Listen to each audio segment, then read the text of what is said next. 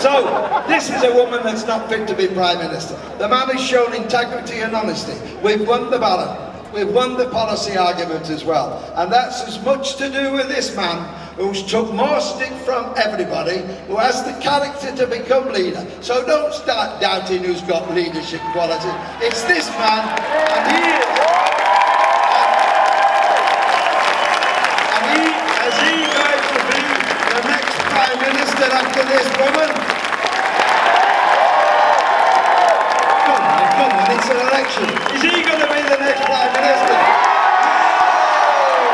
What happened to this man? Jeremy, thanks all you've done for sticking by Labour, Jeremy.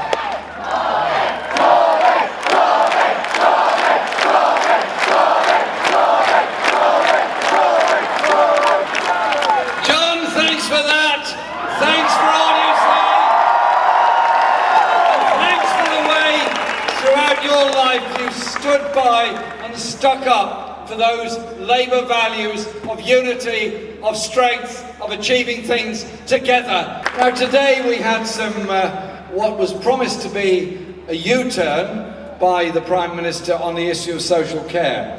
Let's make it clear, there are 1 million people denied the social care they need at the present time. There are thousands at any one moment in hospital waiting to leave hospital, but they can't because there's no social care package available for them. And every local authority is under real pressure on this. And when we started pressing the government on this, they did a deal with one local authority in Surrey. And for the Tories, it seems that Surrey is the hardest word, because they wouldn't offer even a meeting to Hull, to Newcastle, to Liverpool, to Manchester, to anybody else.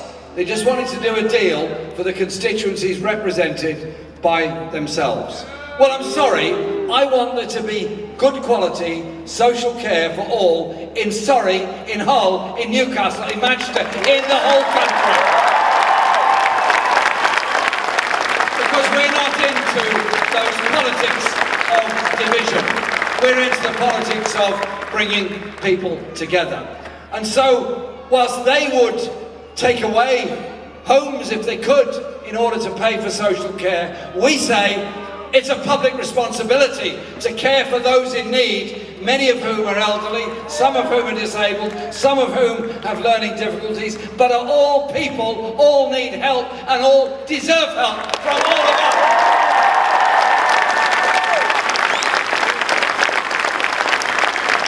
So we've made it clear that immediately we get into office, we will fund that crisis straight away, because people should not be left in that level of stress. And you know what? In every hospital around the country there is stress. Nurses, doctors, assistants, staff, porters, everybody in the hospital. Frozen wages for 7 years, more and more work, more and more stress. People waiting in hospital corridors for treatment. Is any of that necessary? Is any of that right? No, no, and no again. Because, as John quite rightly pointed out, it was a Labour government after the Second World War, during the period of the most intense shortages and difficulties, had the vision of a society that cared for all, not the misery and injustice of the 30s and the years before. And so when people say, our manifesto, can you hold it up please, Charlotte, thank you very much. Our manifesto is a throwback. I say this manifesto, this programme here, is about those traditional core values we have in our movement, fit for the 21st century when we still care for everybody. And so, the hospitals underfunded, social care underfunded, those going through mental health crises and stress unable to get the help they need and deserve because 6,000 mental health nurses have lost their jobs in the past 7 years. None of this is necessary, none of this is right. It's making the poorest and most vulnerable. It's making the hardest working in our public sector jobs pay the price of the banking crisis of 2008. I tell you who should pay the price of the banking crisis of 2008. The bankers who caused the crisis.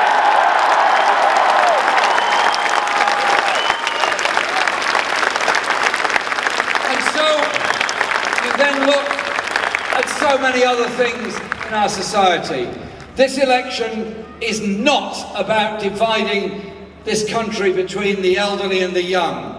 It's not about dividing one region against another. It's not about the politics of division. Look around this wonderful audience here today. Who are we?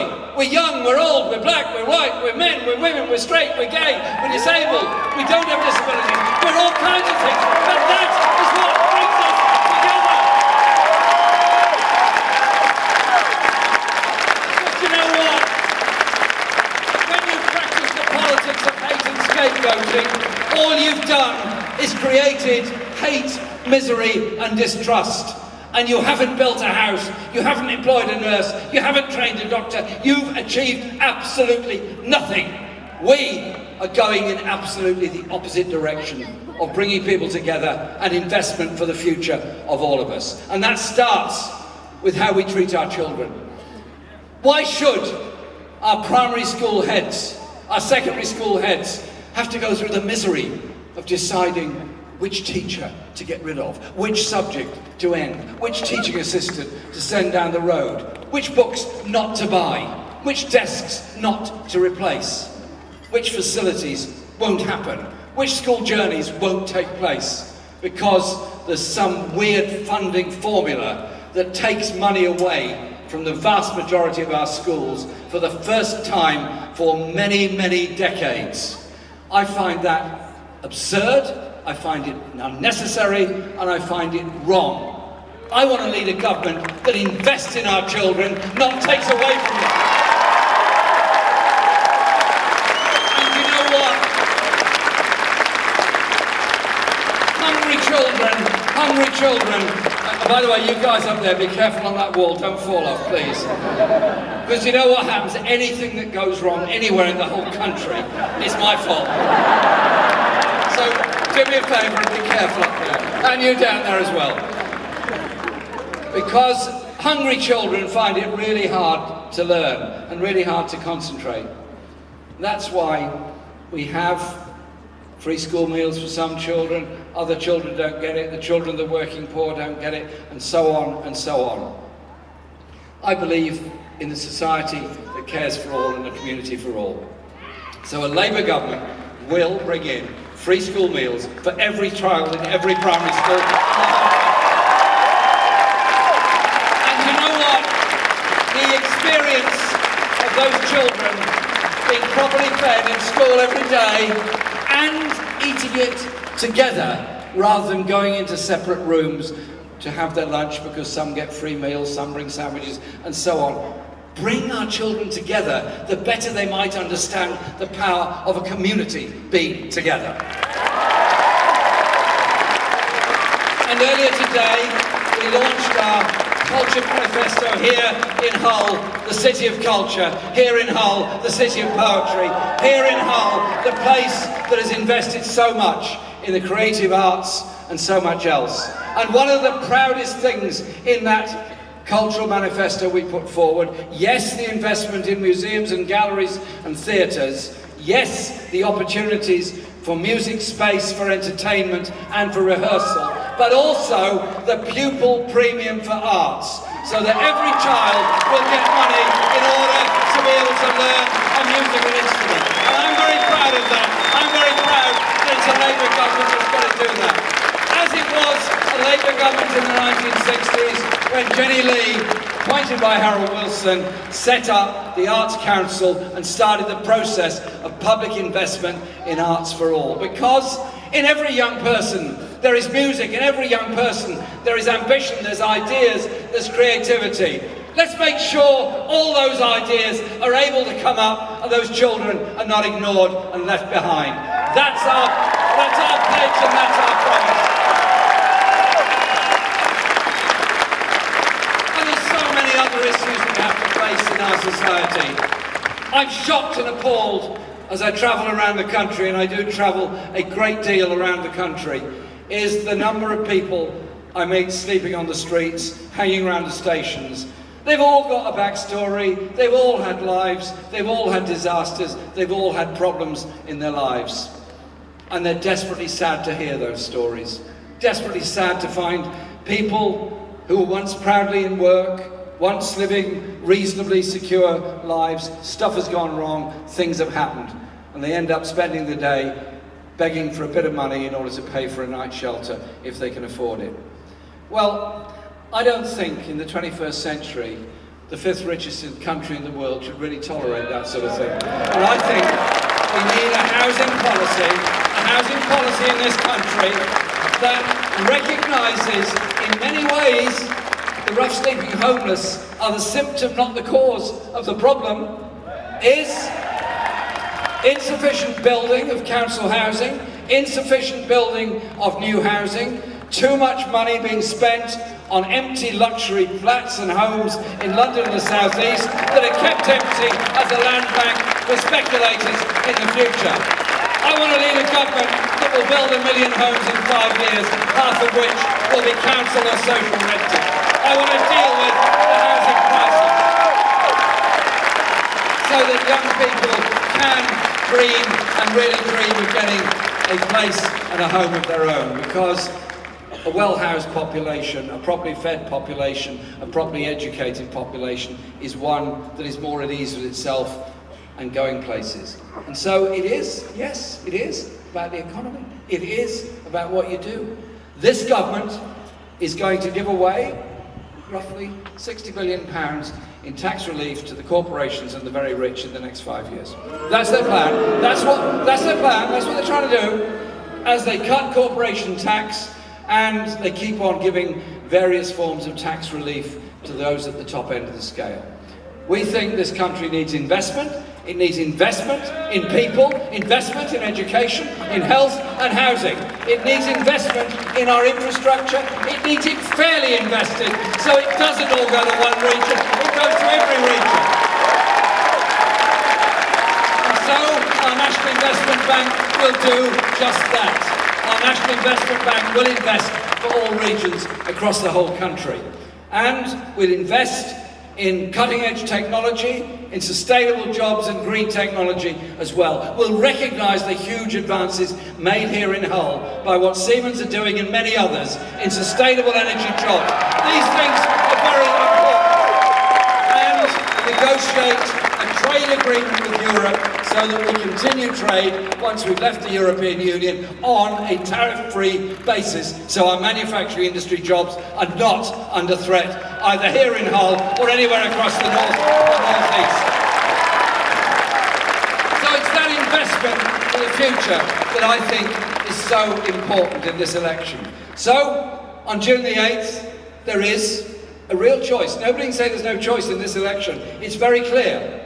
You've either got a government that says, essentially, you've got to re-elect us because we're the government and because we're very important and because we're very powerful and because we're very decisive and we only change our minds 3 times a day and we don't quite know what we're doing from one day to the other, but we're nevertheless very strong, very stable and very secure and we know exactly what we're doing. Well, I tell you this, the alternative is what we offer here. Charlotte, please hold it up again. Thank you very much. What we offer here is a programme for everybody. A programme for, yes, all the investment that I've talked about and all the things that we want to do, the way we want young people to get to university, the way we want a decent living wage, the way we want people to be able to live decently. But it's also about us. It's about how we view ourselves, how we view our lives, our society, our confidence, how we view the problems all around the world. Do we walk by on the other side as individuals when somebody's in trouble? No, we don't. No, we don't. None of us do. We are human beings. It's a human instinct. You reach out and help people.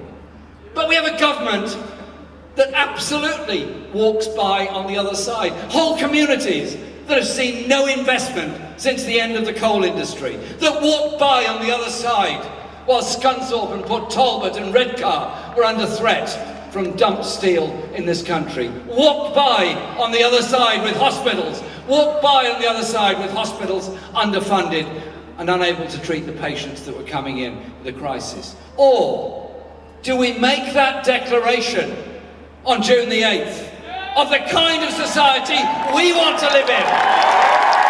That kind of inclusive society that does have a government that works for all, of a society that works for all. And so, elections are won and lost by lots of things.